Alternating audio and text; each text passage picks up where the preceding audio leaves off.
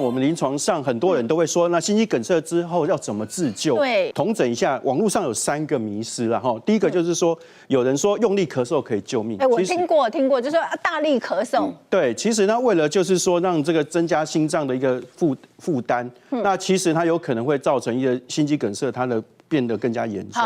那这某些特殊的状况可能是有效，但是其实我不建议大家这样做。OK， 好。那第二个重急心能急救，那其实这是源自于就是说，当你心肌梗塞之后发生一个致命的心律不整。那我们没有傻瓜电击器，我们用重击的。那其实大家可能戏剧看太多了哈，那就是用硬敲这个心脏，心脏就会恢复跳动。因为有的在那个连续剧里面，大家常说啊，我的天哪，然后就会自己打这边心脏，然后大家就想说是不是重击心脏也可以急救？其实大家看到会是敲打，是因为你不舒服，好像觉得有东西哽住那种感觉，你想要敲一敲让它舒服一点，并不是说重力去打这个心脏就可以恢复这样子。那第3个就是放血啊，这个就是更夸张了哈。那其实放血的话，基本上因为会痛后反而会增加你的心脏的负担。是哦，因为有的是说刺一下这个指头，让它血流出来的话，整个就畅通了。当然，其实，在血栓急性堵塞的话，中医有些理论说适度的一些放血是有一点帮助。那其实基本上这也是专业的人来做，自己不要去扎。